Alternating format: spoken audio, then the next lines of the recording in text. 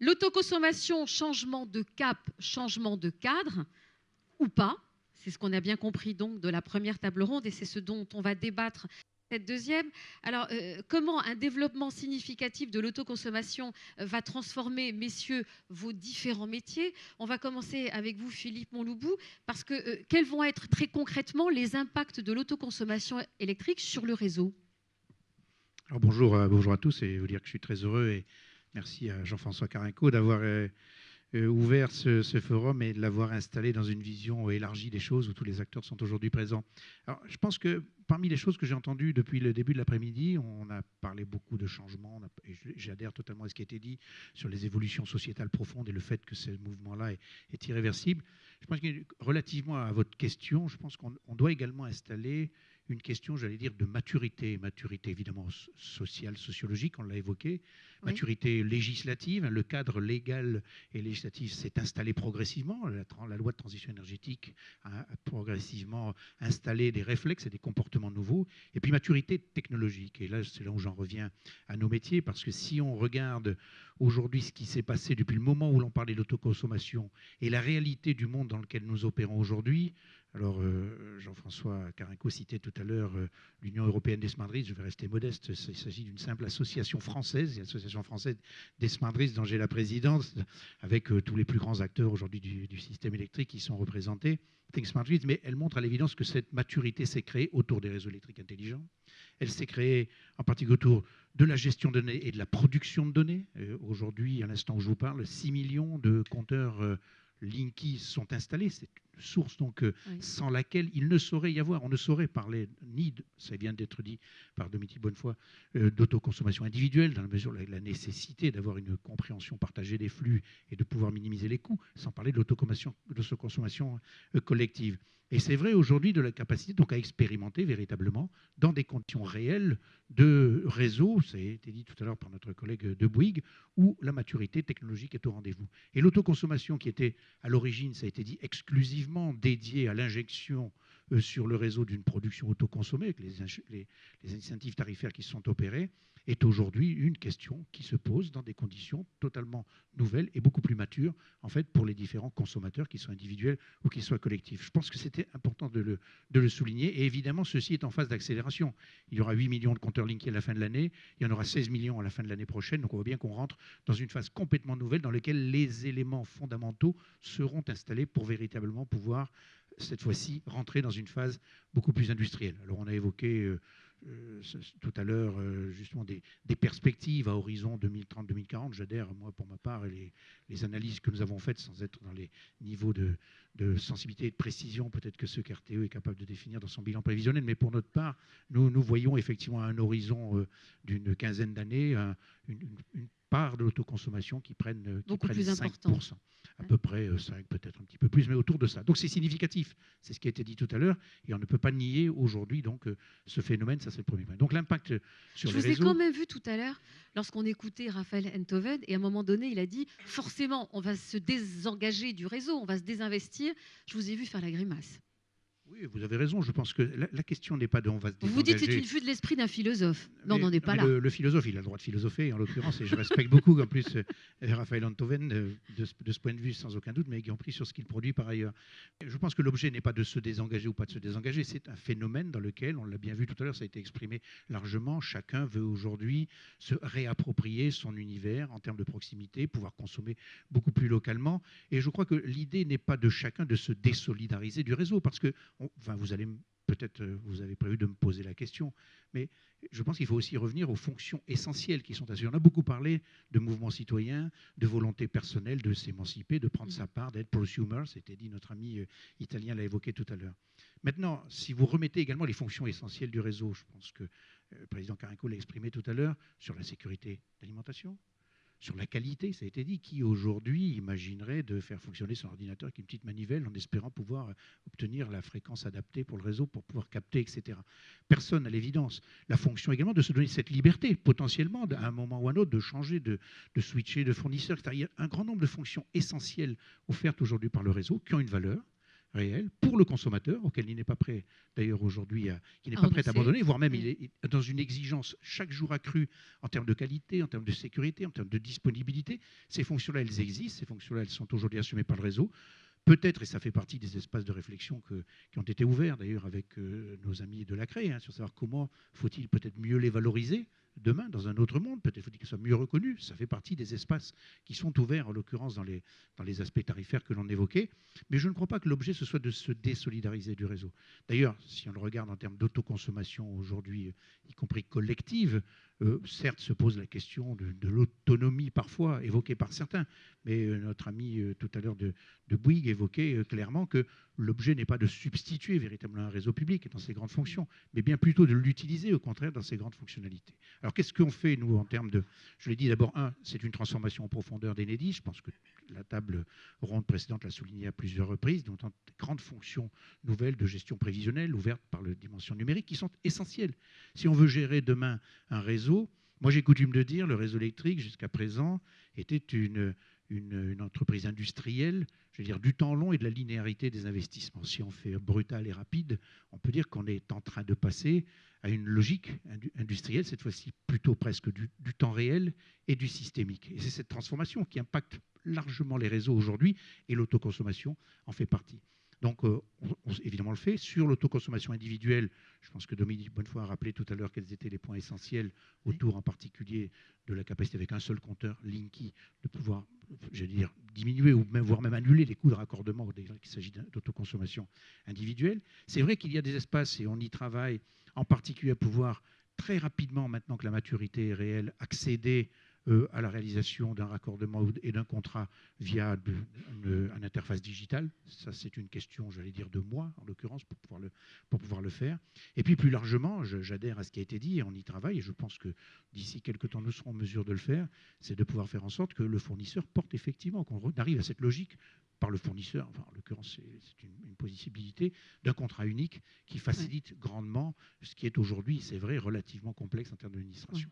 Et puis en termes d'autoconsommation collective, ce que nous faisons aujourd'hui, c'est de travailler sur véritablement des expérimentations. La loi en a offert les contours, ça a été dit à plusieurs reprises. Nous le faisons actuellement sur Perpignan, où là, effectivement, dans la mesure de cette expérimentation qui prévoit, alors certes c'est derrière un poste de distribution publique, ça a été rappelé tout à l'heure, mais donnant une responsabilité à l'échelle d'un gestionnaire de cette communauté, et voir comment le réseau public, par la capacité à fournir les données, à sécuriser les échanges, on travaille même sur la dimension blockchain pour voir comment peut-on justement peut-être sécuriser l'ensemble de ces échanges, ça a été évoqué tout à l'heure, on le fait aujourd'hui, de manière à tirer le maximum d'enseignements et pouvoir, comme ça a été dit, essayer de lancer la phase industrielle du développement de l'autoconsommation à laquelle, je dirais, le réseau aujourd'hui souscrit totalement en termes de possibilités, dans les meilleures conditions techniques, technologiques, clientèle, ça a été rappelé tout à l'heure également, le client a évidemment une place importante, et évidemment tarifaire. On va peut-être réfléchir à toutes ces questions que vous avez soulevées avec Philippe Onloubou, puisque là, on a parlé de sécurité, on a parlé de résilience des installations en cas de tempête, et Dieu sait qu'on en a connu. On a parlé aussi avec Françoise d'inégalité, donc du grand principe de solidarité qui faisait qu'en France, quel que soit l'endroit où on vit, on paye son électricité au même tarif. Alors, est-ce que vous pensez que l'autoconsommation électrique va mettre à mal quelque part ces grands principes qui ont présidé à la création du réseau et à la naissance de l'électricité dans tous les foyers français? Oui, c'est une bonne question. Je vais revenir un peu à ce que vous disiez tout à l'heure. Notre manière d'appréhender les problèmes est souvent de commencer par ces sujets-là, avant même d'avoir, de manière assez pragmatique, j'ai bien aimé, comme l'a dit Vincent Schacter tout à l'heure, regardons aussi comment ça se passe dans d'autres environnements et quelle est la finalité. La finalité, ce n'est pas de remettre en cause la péréquation. La finalité, c'est aujourd'hui, on a un formidable enjeu devant nous de transformation écologique et économique, et dont l'autoconsommation n'est qu'un élément. Je crois que ça a été dit, et moi je voudrais insister sur ce chapitre-là. C'est un élément, on ne pourra pas durablement parler d'autoconsommation et de son développement si on n'intègre pas non plus, ça a été dit, donc je ne fais que répéter ce qui a été vu, y compris dans notre table ronde, l'insertion massive de véhicules électriques, de bornes de recharge. Parce que c'est très directement corrélé. C'est ces nouveaux systèmes qui vont viser à développer massivement des usages privilégiant la transformation écologique, encore une fois, et donc l'efficacité d'une manière générale et énergétique, qui sont à l'aune de la recomposition, du système. Alors, il n'y a pas d'antagonisme. Il n'y a pas d'antagonisme entre aujourd'hui un réseau national et le développement, comme on l'a dit tout à l'heure, à l'échelon local d'une autoconsommation collective, de l'intégration massive de véhicules électriques. Au contraire, on l'a dit, répété, maintenir une onde stabilisée de qualité, la sécurité, ces facteurs-là sont incontournables. Les clients attendent qu'on maintienne l'ensemble de ces facteurs-là. Comment l'intègre-t-on? C'est ça la question qui nous est posée. La péréquation aujourd'hui est une réponse qui est apportée, qui a permis de développer, je crois, la qualité et le réseau à un niveau plus que satisfaisant quand on le regarde au niveau mondial en termes de compétitivité, de rapport coût-qualité. Aujourd'hui, on est capable d'intégrer massivement des énergies renouvelables. Mais le défi, il est devant nous. L'autoconsommation n'est qu'un des facteurs qui va permettre, en l'occurrence, de répondre à cette transition écologique. Donc, évidemment que cette question, elle va rester permanente, mais il n'y a aucun antagonisme. La péréquation tarifaire est aujourd'hui une réponse politique, ça a été dit tout à l'heure, qui reviendra ensuite aux parlementaires, je crois que c'est le président Carrego qui le disait tout à l'heure, in fine, de se prononcer. Mais ne commençons pas par poser cette question a priori quand aujourd'hui, les réponses industrielles, les réponses tarifaires, les réponses, y compris au terme de signal économique qui est donné aux consommateurs, vont permettre de développer les vraies réponses pour que, le véhicule électrique se développe massivement, au sens de l'intégration des bandes de recharge, pour que le stockage associé soit un vrai levier de développement de l'autoconsommation collective. On parlait tout à l'heure de dire qu'il va y avoir une économie extraordinaire sur le réseau. Il n'y aura pas d'économie sur le réseau s'il n'y a pas de toute façon de synchronisation entre la consommation et la production, à l'initiative soit du consommateur en termes de signal qui lui sera donné et de développement du stockage.